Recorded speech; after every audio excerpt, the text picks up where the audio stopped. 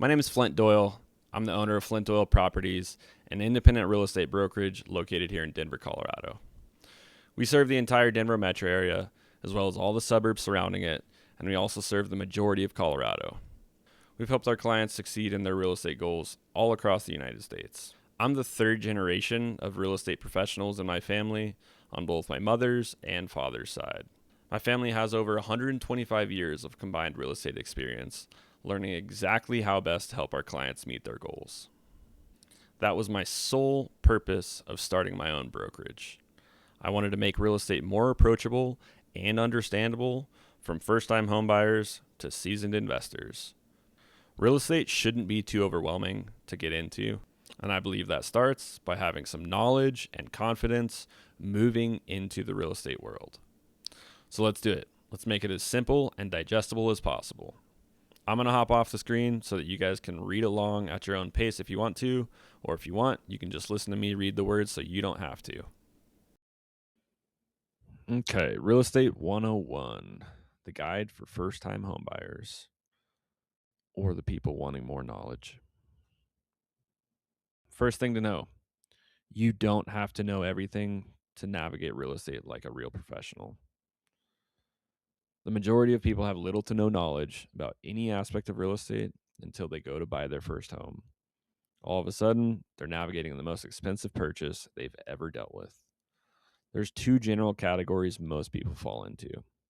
One, they're fortunate and choose or are referred to a vetted real estate agent who has the resources, knowledge, and experience to successfully guide them through the process. Or two, they choose the most convenient agent. Think Zillow, Redfin, or the one family friend they know that does real estate. Now, when someone chooses the most convenient agent without any knowledge of what they should be looking for in an agent, they're starting off the home buying process with unnecessary risk. Your first home isn't a place to gamble. Minimize risk when possible. The home buying process. Put it simply, you're going to choose an agent, get pre approved for a loan if you're using a loan, find your dream home, make an offer, and negotiate, get it under contract. Then you're going to go through inspections and appraisals. And then final loan approval will be issued, meaning you get to close on your home. Some key terms. These are words that are commonly used in real estate. Appraisal. This is the determination of a property's market value for the purpose of obtaining a mortgage, and it's performed by a licensed appraiser. Closing costs. These are expenses due at closing, such as lender fees, appraisal fees, title insurance, and escrow fees. Contingency. Certain criteria that has to be met in order to satisfy the contract, such as inspections, title review, HOA document reviews, etc. Typically, a buyer has the right to terminate the contract and get their earnest money back if they find a contingency item is unsatisfactory within the contingency period. The MLS.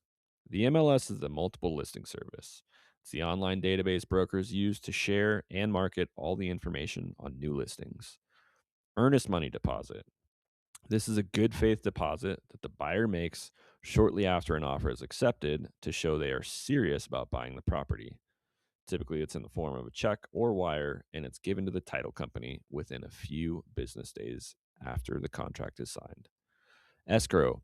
This is a neutral third party that handles the transfer of any money during the sale of a home from initial deposit to final funding and closing.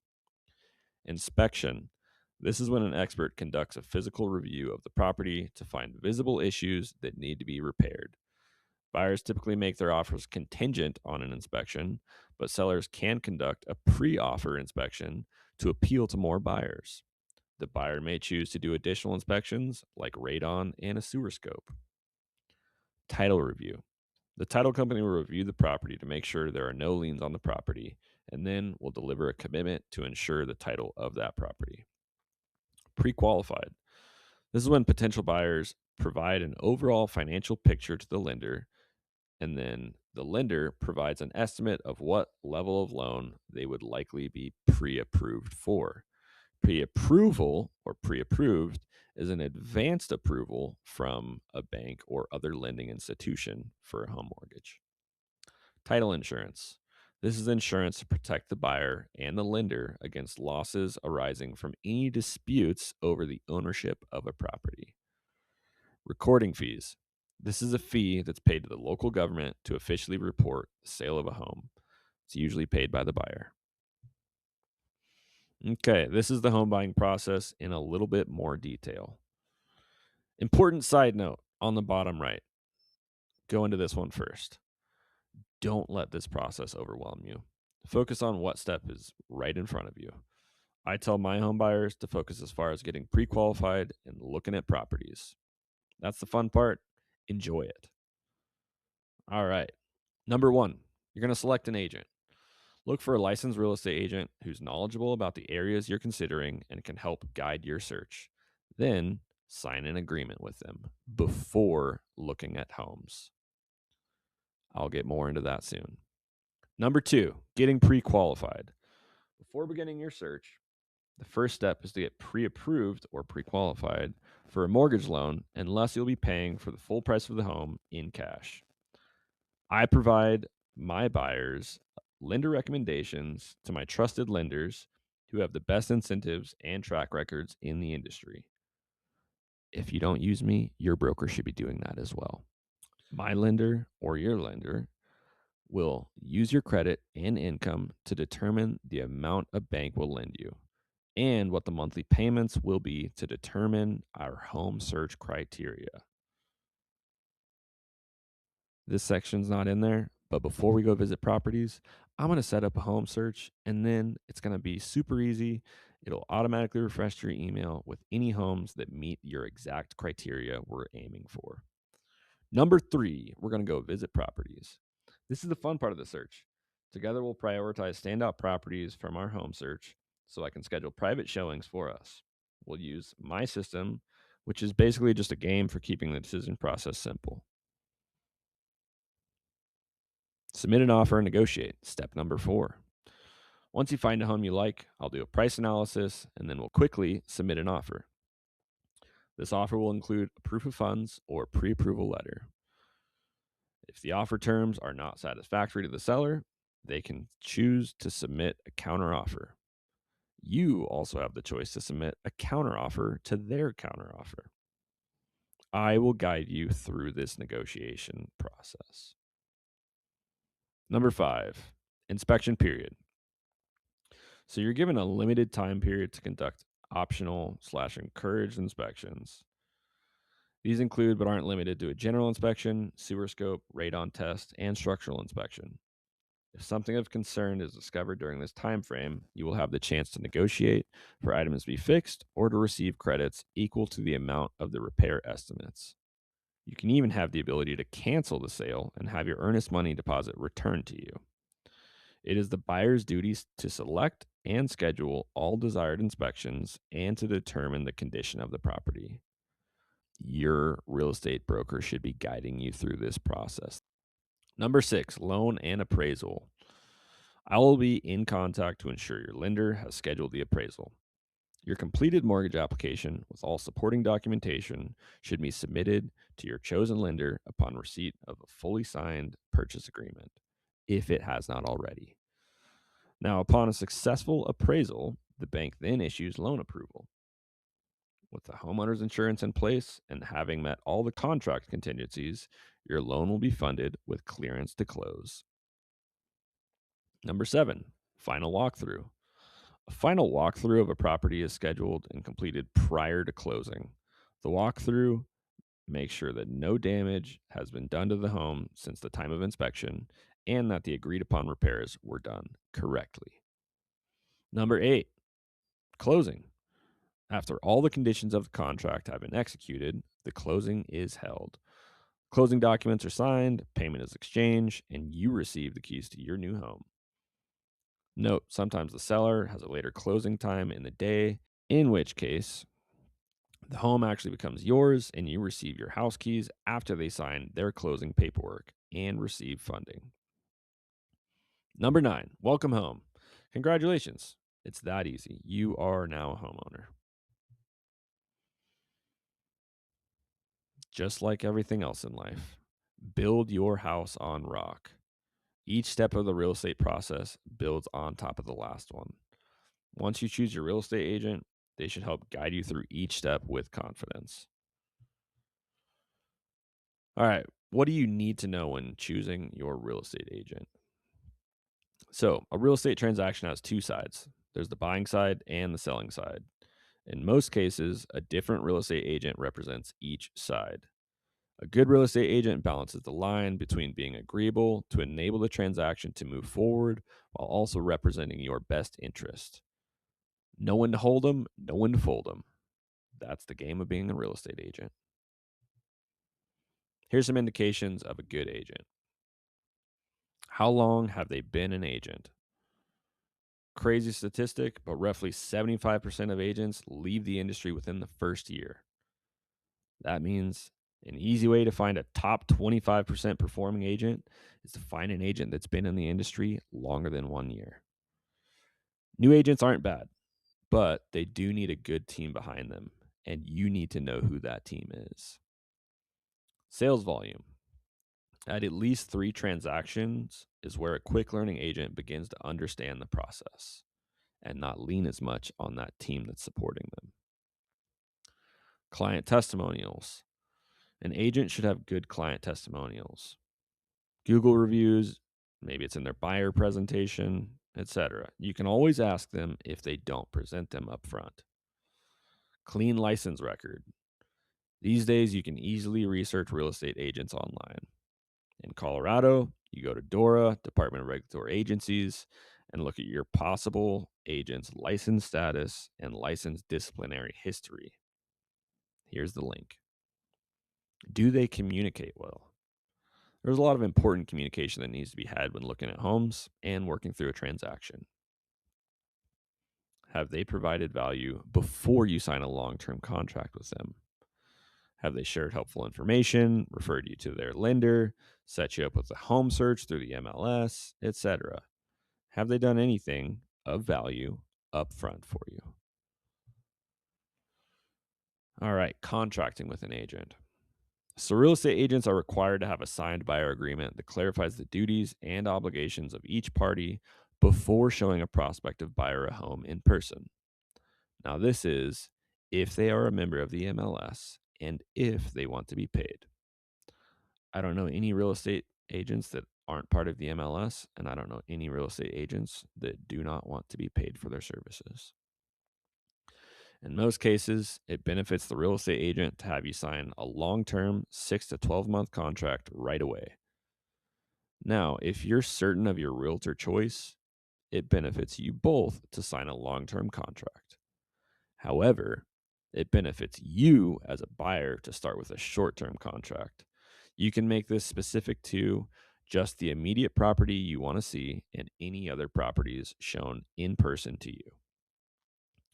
72 hours is more than enough time to see properties the following day and then decide if you want to write an offer. You can always extend the contract.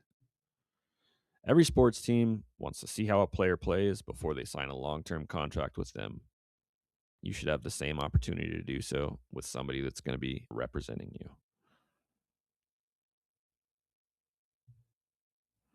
All right, how much does a real estate agent cost?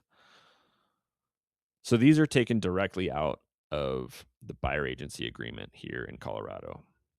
7.3 clarifies who will pay the brokerage firm's success fee, which means this is talking about how your broker is getting paid. So 7.3.1 is generally what you want to select. I'll read exactly through it, but simply put, it makes it so that your broker has to request that their success fee for helping you is paid by the seller. And any amount that is not paid by the seller or the seller's brokerage firm, then you are responsible to pay. 7.3.2 just states that you as the buyer are completely obligated to pay for your broker's success fee. So 7.3.1, seller's brokerage firm or seller may pay, but the buyer is obligated to pay. The broker is authorized and instructed to request payment from brokerage firm's success fee from one or both of the following. 1, the seller's brokerage firm, or 2, the seller. The buyer is obligated to pay any portion of the success fee which is not paid by the seller's brokerage firm or seller, but only if the broker discloses to the buyer the amount the buyer must pay in writing and prior to a buyer entering into a contract with that seller. 7.3.2 states that the buyer will pay. The buyer is obligated to pay brokerage firm's success fee. Brokerage firm is not entitled to receive any additional compensation, bonuses, or incentives from the listing brokerage firm, seller, or any other source unless agreed to by the buyer in writing. Now, this is how I work with my buyers. Each real estate agent does this differently, but this is really good insight into how somebody actually does it, because this is how I do it. My compensation, as in my success fee, is due at closing. 3% of the property closing price is my success fee. I do not make any money unless I close on a property. I cannot collect any additional compensation over what my compensation with my buyer is agreed upon, but I can accept less. Now, assuming my buyers and I have 7.3.1 checked in our buyer agency agreement, it's my responsibility to ask the sellers to pay for my compensation to represent them. In the Denver market, in my experience, I've seen it common for the seller to offer between 2.5 to 2.8% for compensation to a real estate agent who brings a buyer. I've seen it go all the way up to 3 and have there be additional compensation offered as well. But just for averages. Now, any portion of my compensation the seller is not willing to pay, I disclose in writing and discuss with my buyers on a trust-based basis. The question I have, if that happens, is this an amount you are willing and able to pay based on your finances and the value I have delivered as your representative thus far? Here's a scenario to go through exactly what can happen on a $500,000 offer scenario. Straight to the middle. Will the seller pay 3% for buyer agent compensation? Yes, easy decision. Move forward. No. Okay, the next question is how much will they cover? What if they're covering 0%? Are you willing and able to pay 3% for your real estate agent?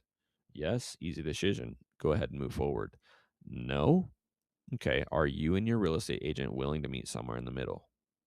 Yes, great. Move forward with that new agreement in writing. No, move on to the next home. All right, back to the top. Will the seller pay 3% for agent compensation? No. How much will they cover? What if they're covering 2.5%? Okay, so that means, are you willing and able to pay 0.5%, which is $2,500 based on a $500,000 offer, for your real estate agent to represent you on this home? Yes, I'm willing to pay $2,500 for my agent to legally represent me. No. Okay. Is your real estate agent willing to accept the offered compensation? Yes. Easy decision. Move forward. No. Okay. Move on to the next home or see what they will accept. Out of pocket costs to expect. Now, this is if you're using a loan. If you're paying in cash, it's going to look a little bit different. Expect 2% of closing costs on top of whatever money you're paying in cash for the actual home. For a loan, though, you'll need a minimum credit score of 580. You'll need a minimum down payment of 3.5%. Your expectation of closing and transaction costs is 2%. Now, this is on top of your down payment, but it includes your closing fees, lender fees, inspections, appraisal, escrow for insurance, taxes, etc. So that means for a $300,000 home, your out of pocket expense is $16,500, or you should expect that at least.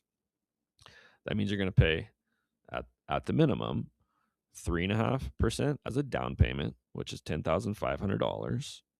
And then you're going to pay $6,000 in closing/transaction costs. I tell my buyers that it's 2%. I thankfully haven't had any transaction closing costs be more than 2%, but just prepare for 2% on top of your down payment. All right, so quick recap. The home buying process. You're going to choose an agent who's going to help you through all these next steps. You're going to get pre-approved by a lender if you're using a loan, and that lender is hopefully been referred by your real estate agent. You're going to find your dream home. You're going to make an offer and negotiate, and then get it under contract. You're going to go through inspections and appraisals, and then you're going to receive your final loan approval and close on your home. It's that simple. Yes, it can be overwhelming when you look at the entire process, but look at each step that's in front of you. That's all you have to do. I hope you found this video helpful, took something important away, whether it's knowledge you needed a refresher on or something you had no idea about to begin with. You guys have my contact info if you want clarification or help with anything in the future in regards to your real estate endeavors. Thanks for sticking around, if you're still watching the video, and I hope to see you out there. Happy house hunting.